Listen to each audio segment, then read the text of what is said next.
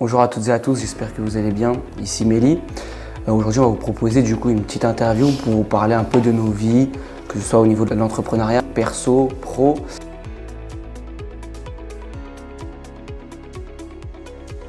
Bien sûr, donc moi c'est Léna, j'ai 20 ans et je suis dans le monde de l'entrepreneuriat.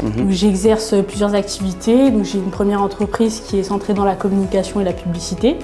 À côté de ça, je fais du e-commerce. Moi, écoute, c'est Mélie, donc j'ai 20 ans. J'étudie, mais à côté de ça aussi, je suis dans l'entrepreneuriat et plus principalement du coup dans la communication. Je fais de la photo, de la vidéo et à côté de ça, j'essaye de créer plusieurs business, on va dire, par rapport à tout ça, parce que c'est des choses qui m'intéressent finalement. Ok, mais du coup, qu'est-ce que tu entends par business? Business, du coup, comme je dis, c'est dans la photo et la vidéo, mais je vais essayer de toucher un peu à tout type de branche dans ça. Par exemple, on va avoir des clients qui sont dans la food. Donc un client qui est dans la food, c'est totalement différent d'un client qui peut être par exemple dans le foot. D'accord, Voilà. ok. Pareil, j'essaie d'entreprendre aussi sur les réseaux sociaux. Bon, même si faut essayer de comprendre l'algorithme. Donc c'est vrai que des fois, les réseaux sociaux, ça peut être une manière d'entreprendre, mais qui peut être totalement différente, par exemple de YouTube à Instagram, d'Instagram à Snap.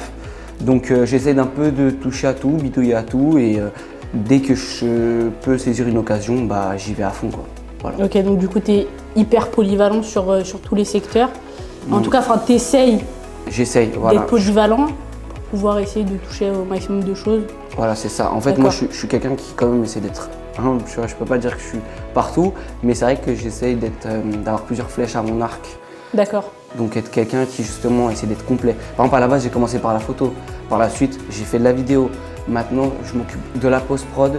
Et tu vois, j'ai encore plein d'autres petits projets qui arrivent, qui vont être dans les mariages, la food, le foot, comme je l'ai dit tout à l'heure. Donc voilà, le plus important, c'est d'essayer d'être le plus complet possible.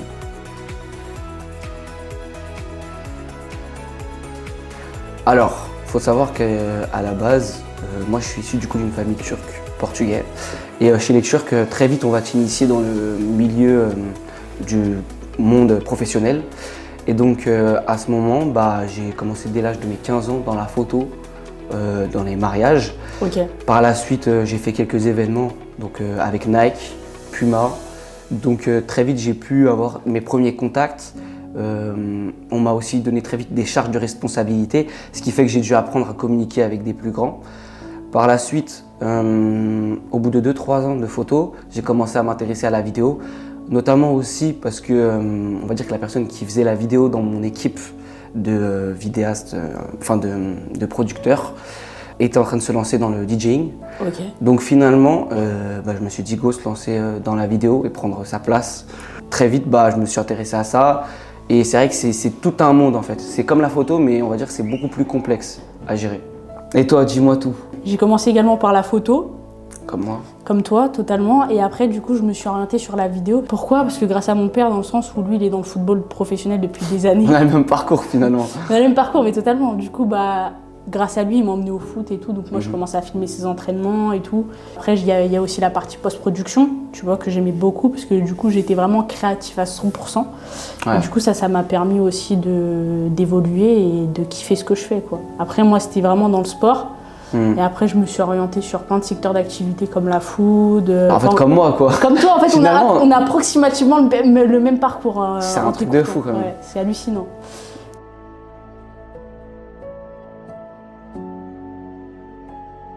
Ce qui me plaît le plus, je pense, dans mon métier de vidéaste, ça va être la créativité qui en émane.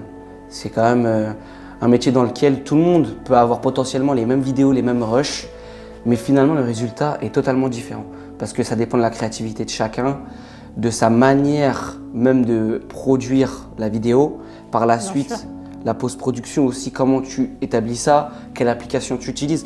Donc en fait, c'est vraiment tout un monde finalement qui s'ouvre à toi. C'est ça que j'aime, c'est en découvrir tous les jours sur mon métier, partager ce savoir et ses souvenirs avec certaines personnes. Le fait que tout le temps on est à la recherche du surpassement, voilà, c'est une question de confiance en soi et d'estime de soi, tu vois, de tout le temps essayer de progresser, évoluer. Et même c'est vrai que quand des fois tu regardes ton parcours et qui t'étais il y a 2 ans ou 3 ans, les applications que tu utilisais, c'est ça, les t'évolues contacts avec ton temps aussi. C'est fou, tu vois. Et c'est vraiment après t'es fier de toi de voir que tu évolues dans ce milieu, quoi. Du coup, bah, comme tu as dit aussi, le côté créatif, parce que bah, à chaque fois que tu filmes, là, tu as plusieurs angles de vue, tu fais à ta sauce, tu vois, sur le moment, et même à la post-production, tu vois, c'est toi qui te régales.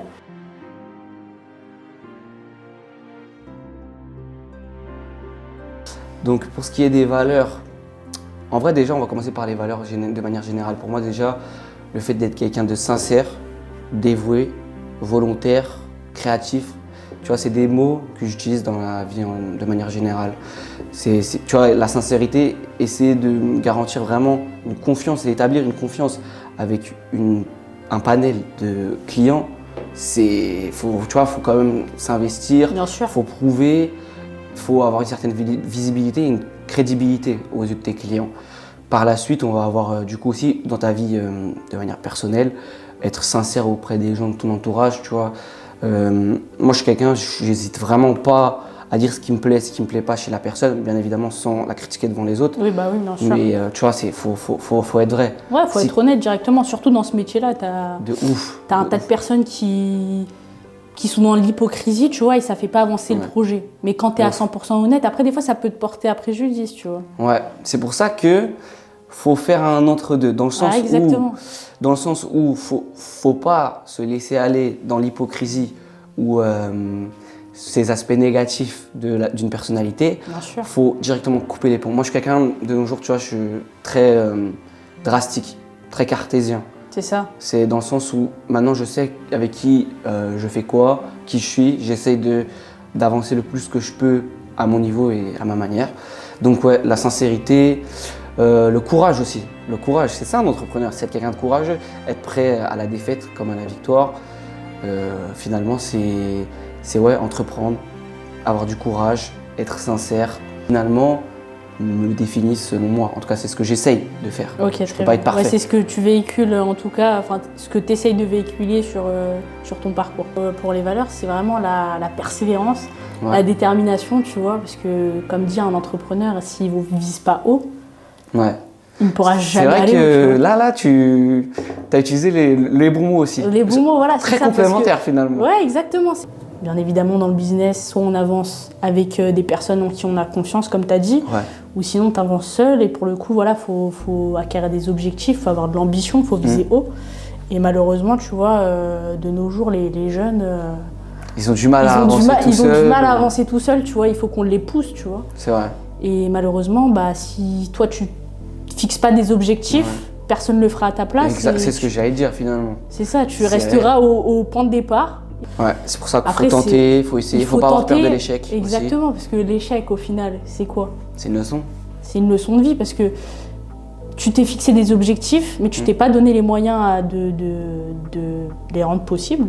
Et après, tu vois, tu vas réfléchir à d'autres choses. Donc c'est pour ça qu'aussi dans le business plan est hyper important afin de développer ton projet. De fou. Parce que ça évite justement, je vais pas dire l'échec, parce que tout le monde a de l'échec dans sa vie, tu vois. Si tu l'as maintenant, tant mieux, parce que t'en apprendras encore plus. Si t'as le mental pour, tu peux faire de grandes choses. Ouais, faut juste être persévérant. Voilà, la persévérance, comme je t'ai dit tout à l'heure, c'est vraiment les mots qui définissent l'entrepreneuriat.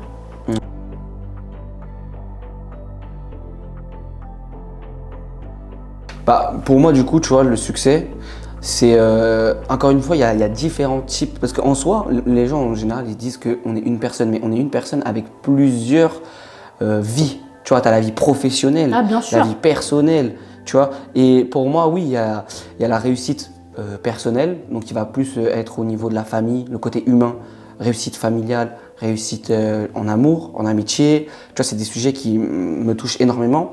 Et par la suite, oui, si on parle du succès au niveau du professionnel, c'est atteindre un certain objectif en termes d'argent, en termes de confort et de confiance aussi en soi. Tu vois, ça, c'est aussi un succès. C'est aussi... il y a aussi différents types de vision du succès. Dans le sens où, tu vois, nous, au jour d'aujourd'hui, on vise... tel objectif dans l'entrepreneuriat, etc. Mais tu as des gens, leur seul objectif, c'est de survivre, tu vois.